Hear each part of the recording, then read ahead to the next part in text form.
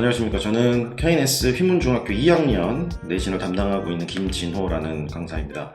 오늘은 2024학년도, 즉 이제 새로이 학생들이 이제 중학교 2학년에 들어와서 본격적인 내신을 시작하게 됨에 있어서 우리 휘문중학교 내신의 스타일과 그 다음에 휘문중학교 킬러 문항, 그리고 어떻게 준비를 시킬지에 대해서 간략하게 제가 소개를 해드리도록 하겠습니다. 먼저 지금 보시는 바와 같이 휘문중학교는 교과서가 천재교육 정사열 씨께서 이제 만드신 교재인데요. 이 교재를 계속 사용하고 있는 그런 상태입니다. 사실 뭐 천재교육 정사열은 다른 학교의 교과서에 비해서는 조금 내용이 개인적으로는 좀 쉽다라는 생각이 좀 드는데, 아무튼 이 교재를 지금 계속 사용을 하고 있고, 이 교재는 사실 이 강남권에서 다 학교는 그렇게 잘 사용하지 않는, 뭐 예를 들면 저기 약간 탄천 건너서 아주중이나 아니면은 저기 세화여중, 아니면은 저기 강 건너에 뭐 광희중, 이런 데서 이제 보통 사용하고 있는, 그닥 그렇게 잘 사용하지 않는 그런 교과서를 휘문중은 선택해서 사용하고 있다라고 생각하시면 되겠습니다.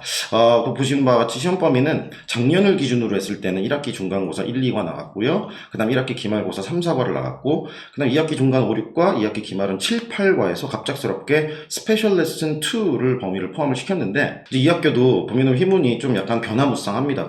재작년에는요, 중간고사 1, 2과의 스페셜 레슨, 그 다음에 3, 4과의 프린트, 그 다음에 5, 6, 7과의 또 스페셜, 이렇게 해가지고 막 교과서를 3개를 집어넣는 경우도 막 있었다가, 작년에 조금 이렇게 레귤러한 스타일로 좀 바뀌는 줄 알았더니, 마지막 기말고사 때는 또 스페셜 레슨 2를 이렇게 집어넣으셔가지고 좀 시험 범위를 좀 많이 지정을 하신 그런 일이 발생하듯이, 약간 휘문중은 좀 그때그때 상황에 따라서 조금씩 이 시험 범위가 바뀔 수도 있다. 그래서 제가 휘문중이나 아니면 제가 또 휘문고를 맡고 있는데, 휘문이라는 그 스타일 자체가 조금 변화무쌍한 스타일을 고집하고 있다라고 생각을 하시면 될 것 같아요.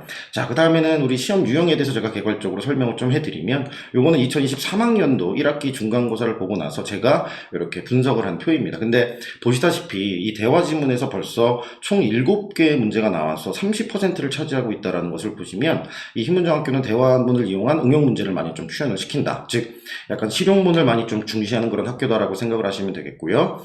그 다음에 이제 어휘 문제는 2문제, 굉장히 좀 적죠. 그 다음 문법 문제도 사실은 3문제, 그래서 크게 이렇게 많이 나오는 것 같지는 않지만, 사실은 이 문법 문제와 영작 문제를 좀 합쳐야지 이제 문법 문제가 완성이 된다라고 봤을 때, 사실 문법 문제와 영작 문제도 이렇게 합치면, 즉 서술형 영작이죠, 합치면은 거의 그래도 28%, 즉 한마디로 30%는 문법에서 좀 변별력이 나오게 될 것이다라고 생각하시면 되겠고, 그 다음 독해 문제가 9문제가 나오는데요. 사실 중학교에서의 독해 문제는 그닥 그렇게 어려울 거는 없습니다. 그래서 이 휘문중학교도 이제 문법과 그리고 영작, 여기가 중요하고, 그리고 대화문의 응용 문제를 풀어내는 것이 굉장히 좀 중요하다라고 생각을 하시면 되겠습니다.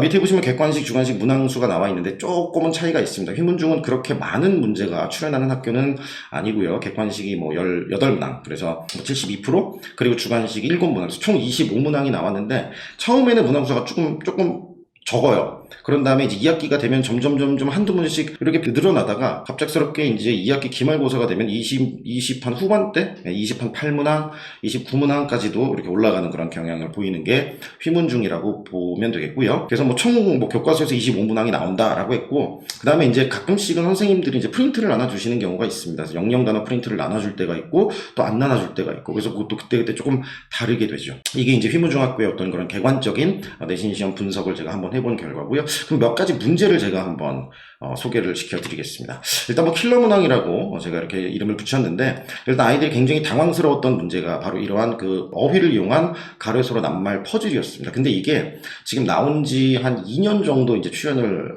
했는데요. 처음에는 어떤 단어를 갖다가 이렇게 배열해서 조합을 하는 그런 문제는 아니었습니다. 한 5개 정도 또는 한 6개 정도, 뭐 예를 들면은 그 휘문중학교의 그 모토가 큰 사람이 되자라는 거 아니겠습니까? 그럼 이제 거기에서 이렇게 요 가로세로 낱말 퍼즐에서 6군데를 갖다가 색칠을 해서 큰 사람이 되자, 이제 여기 해당하는 철자가 무엇이냐, 그 아무 의미 없는 어떤 그런 단어가 조합이 되는데, 갑자기 작년부터 여기 굉장히 많은 부분이 지금 색칠되어져 있지 않습니까? 그래서 여기 있는 단어를 갖다가 조합해서 생성되는 단어를 쓰라. 그래서 그 당시 아이들이 이 부채를 엄청 많이 틀렸던 기억이 나는데, 이 점점 요 낱말 퍼즐이 진화되고 있다라고 생각을 하시면 되겠고요. 과연 올해는 요걸 그대로 유지를 할 것인지 아니면은 또 이 문제가 사라질 것인지는 사실 좀 지켜봐야 되겠지만 아무튼 지금까지 2년 정도는 이 문제가 거의 시그니처 문제였다라고 바라보시면 되겠고요.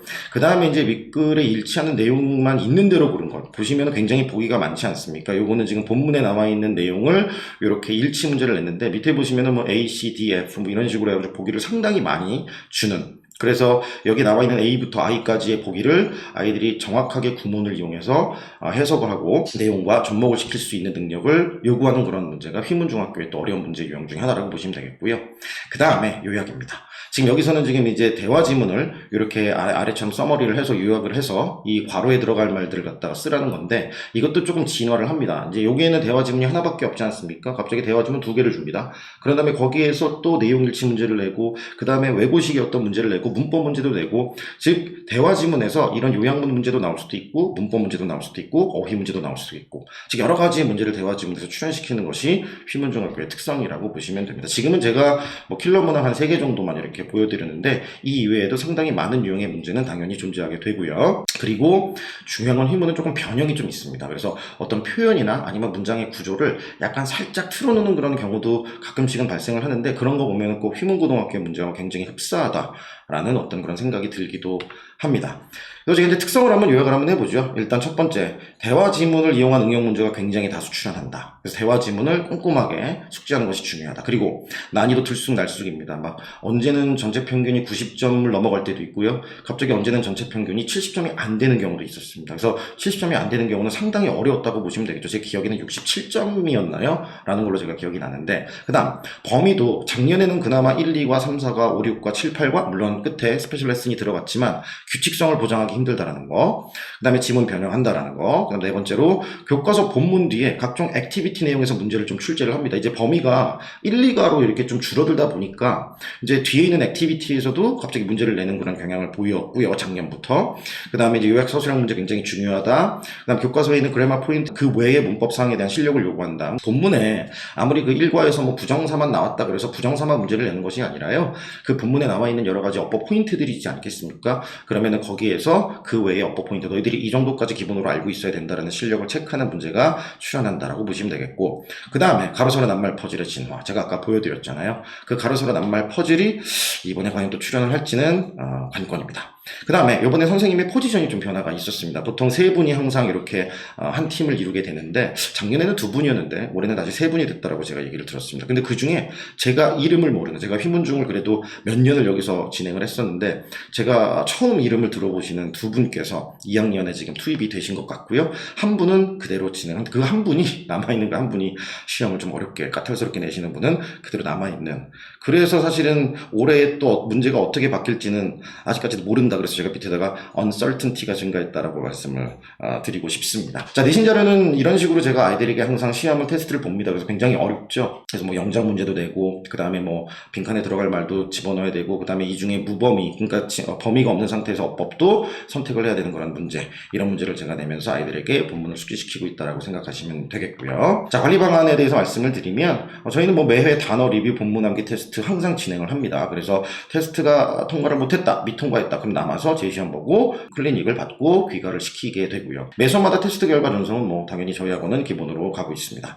그다음 휘문중 기출 및 변형 모의고사 실시 후 아이들에게 피드백을 주는 그런 시간. 그래서 모의고사는 보통 한 4회에서 5회 정도의 모의고사가 실시가 될 거라고 생각하시면 되겠고요. 그 다음에 철저한 과제 검사 실시로 좀 숙제가 좀 많죠. 내신되는 숙제가 많지만 철저하게 과제 검사하고요. 그리고 어머님들도 이 과제에 대해서는 좀 이렇게 같이 협조를 좀 해주실 필요가 있는데 그거는 내신 때 제가 말씀을 드리도록 하겠습니다. 그 다음에 혹시나 이제 평일날에도 이렇게 클리닉을 했음에도 불구하고 조금 떨어지는 학생을 위한 주말 무료 클리닉 그래서 불러가지고 미비한 부분에 대해서 완성을 하고 가던가 아니면은 뭐 조교에게 또 설명을 좀 듣는 시간을 갖던가 해서 개인별 부족 부분에 대해서 학습 약점을 보완하는 시간을 저희가 항상 갖고 있다라는 거. 그 다음에 코로나 이제 끝났지만 아직도 코로나 다시 기성이더라고 하더라고요. 그래서 만약에 몸이 컨디션이 안 좋아서 줌으로 수업을 들어야겠다 그럼 줌은 항상 열려 있으니까 밑에 있는 코드로 들어오시면 되겠네요. 마지막으로 수업 시간 소개하고 제가 마무리를 짓겠습니다. 월금, 화목 다 1부, 2부 저희 학원은 휘문이 항상 아이들이 많기 때문에 1부, 2부 그리고 저는 그래서 휘문만 합니다, 어머님들. 그래서 1부와 2부의 수업이 이렇게 똑같은 수업이 진행이 되고요. 그 다음에 토요일 같은 경우는 오전 9시부터 1시까지 이 모든 수업을 다 제가 진행을 하고 있다라는 부분. 그래서 뭐 월금하고 화목 같은 경우에는 1부, 2부 교차도 수강이 가능합니다. 그게 장점이죠. 내가 1부에 신청을 했는데 몸이 좀 안 좋아서 2부에 나와야겠다. 그럼 충분히 나올 수 있으면 똑같은 수업이 진행된다라고 생각하시면 되겠고, 주말에 토요일도 거의 이제 그 평일에 했던 수업과 거의 비슷하게 진행은 되지만 그럼에도 불구하고 그래도 약간 주 2회 반과 주 1회 반은 나가는 그 분량이 조금 다르기 때문에 월금, 화목 주 2회 반은 교차 수강을 하는 것도 괜찮지만 주말은 좀 지켜주시는 게 좋지 않겠나라는 그런 생각이 드네요. 자, 이렇게 해서 이번 2024학년도 휘문중학교 내신에 대한 간단한 설명을 마무리 짓도록 하겠습니다. 저는 지금까지 KNS 김진호였습니다. 감사합니다.